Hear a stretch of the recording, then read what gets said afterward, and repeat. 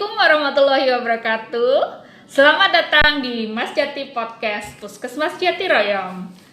Ya, perkenalkan saya Bidan Septi yang hari ini akan berbincang-bincang dengan salah satu dokter Puskesmas Jatiroyong. Siapa ya kira-kira narasumber kita hari ini? Di sini sudah ada dokter cantik kita ya dari Puskesmas Jatiroyong, yaitu Dr. Yulia Sandra Sulistiana. Selamat pagi dokter. Pagi Mbak. Bagaimana kabarnya hari ini dokter? Alhamdulillah sehat ya dok ya. Alhamdulillah. Ya. Saya mengucapkan terima kasih sekali karena dokter sudah berkenan hadir dalam podcast Mas Jati untuk episode kali ini ya dok ya. Ya, di masa pandemi seperti sekarang ini, pemilihan tempat bersalin yang tepat itu sangat menentukan keselamatan dan kesehatan ibu dan bayi ya dok ya. Beberapa penelitian juga menyebutkan bahwa persalinan di rumah itu salah satu faktor yang menyumbang meningkatnya dan tingginya kematian ibu dan bayi di Indonesia ini dok. Ya, oleh karena itu hari ini kita akan ngobrolin tentang bahaya bersalin di rumah nih dok. Resiko persalinan di rumah itu apa ya dok?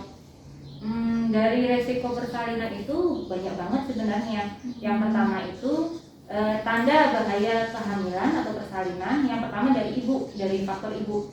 Dari itu bisa dari hipertensi atau tensi tinggi. Dari tensi tinggi itu dia bisa menyebabkan kejang. Yang kedua dari faktor bayi. Nah, dari bayi bisa dari letak bayi, berat badan bayi. Ya, kalau letak bayi itu kan jadi bayi itu bisa sungsang, bisa oblik. Nah, kalau berat badan bayi bisa berat badan yang berlebih atau yang bayi besar, ada yang bayi kecil. Nah, dari faktor ibu juga di samping kejang tadi ada namanya anemia. Nah, anemia itu dapat menyebabkan perdarahan. Nah, Yang kekurangan darah itu ya dok? iya, itu harus penanganan yang sangat-sangat gawat ya. Soalnya kan harus dari ibu itu harus ditransfusi darah. Nah, terus ada lagi kegawatan dalam persalinan. Yang pertama, bila persalinan di rumah ternyata bayinya nggak nangis dan asfiksia, itu kan membutuhkan pertolongan pernafasan. Nah, sedangkan kalau di rumah kan nggak ada alat-alat yang mendukung. Satu lagi, kalau persalinan di rumah otomatis kan tidak memenuhi standar, itu bisa menyebabkan infeksi. Dan satu lagi, yang jelas nanti proses rujukannya menjadi terhambat. Yang pertama, mencari mobil buat mengantarkan pasien. Yang kedua, mencari rumah sakit untuk merujuk pasien. Dan yang ketiga, proses rujukan tersebut kan harus melalui step-step yang banyak sekali. Ada prosedurnya sendiri ya dok ya. Iya. Apalagi kalau pasien memakai BPJS atau asuransi lainnya gitu ya. Jadi itu memang kalau untuk persalinan di rumah sangat-sangat berbahaya. Banyak faktor yang membuat tidak bagus lah untuk bayi dan ibunya sendiri. Kan tenaga kesehatannya juga nggak mungkin ya dok memboyong semua alatnya ke rumah ya dok ya. Makanya itu. Ternyata banyak sekali ya dok resiko dan bahaya yang akan terjadi kalau misal kita bersalin di rumah ya dok ya.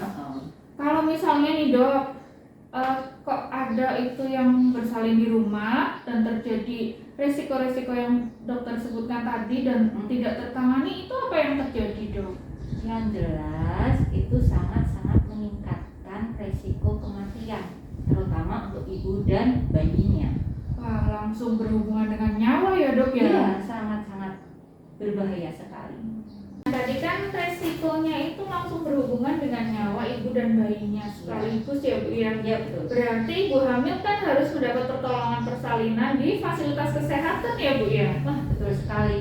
Jadi namanya ibu hamil itu harus mendapatkan pertolongan persalinan di fasilitas kesehatan. Yang pertama tuh kenapa harus di fasilitas kesehatan? Yang pertama, kalau di fasilitas kesehatan itu sesuai dengan SOP atau standar. Yang kedua, kalau di fasilitas kesehatan otomatis ditangani sama tenaga kesehatan yang kompeten. Dan yang ketiga, apabila terdapat kegawat daruratan langsung ditangani. Dan otomatis apabila ada pertolongan persalinan harus dirujuk Jadi ada rujukan ke tingkat yang lebih tinggi lagi atau ke rumah sakit mungkinnya. Jadi semua tindakannya itu bisa cepat ya dok ya? Iya, jadi benar-benar sesuai dengan standar yang diberlakukan. Iya. Nah nih kalau misalnya nih ibu hamil sudah merasakan kencang-kencang teratur, terus ada pengeluaran air ketuban dari jalan lahir atau lendir darah dari jalan lahir, itu apa yang harus segera dilakukan dokter? Ya, harus segera datang ke fasilitas kesehatan yang di daerah tersebut. Jadi kalau sudah ada tanda-tanda melahirkan, apalagi sudah ada bercak darah, langsung dibawa ke fasilitas kesehatan setempat terdekat ya dok ya, iya. Berarti bisa puskesmas, Iya. bisa klinik bersalin, Iya. seperti itu ya dok Iya. ya. Nah kalau puskesmas Jatiroyong sendiri gimana dok? Bisa nggak melayani persalinan? Wah, kalau puskesmas Jatiroyong otomatis bisa. Soalnya kenapa? Tersedia pelayanan persalinan itu 24 jam. Ya. Ditangani sama tenaga yang kompeten, yaitu ibu-ibu bidan yang sangat kompeten, dan tersedia sama obat dan peralatan yang lengkap. Yang kedua lagi adanya laboratorium. Nah, yang ketiga, apabila ada masalah dalam persalinan bisa langsung telepon sama dokternya. Konsul langsung ya dok ya? Iya, konsultasi sama dokter yang ada di puskesmas Jatiroyong.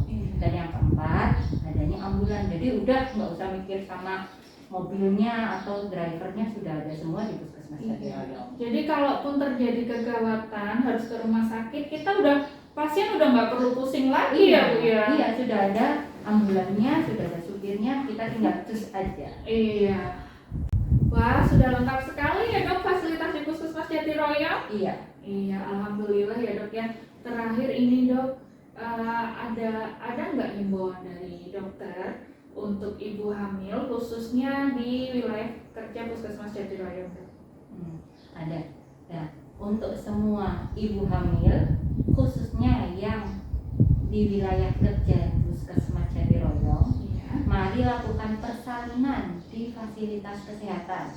Jangan coba-coba bersalin di rumah. Bahaya dok ya? Iya, karena resikonya sangat tinggi dan berkaitan dengan nyawa dari ibu maupun bayinya. Seru sekali ya dok obrolan kita kali ini. Ya, terima kasih banyak dokter yang sudah meluangkan waktu di podcast Mas Jati Puskesmas Jatiroyong ini dan bersedia berbagi informasi yang sangat bermanfaat ini.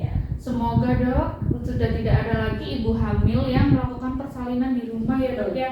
Seperti yang kita tahu tadi bahwa bahaya dan resikonya itu sangat tinggi ya dok ya. Iya, betul Berhubungan sekali. langsung dengan nyawa ibu dan bayinya ya dok ya. Sangat-sangat bahaya. Semoga juga masyarakat juga semakin peduli akan kesehatan dan keselamatan ibu hamil. Sampai di sini dulu Mas Jati Podcast episode kali ini.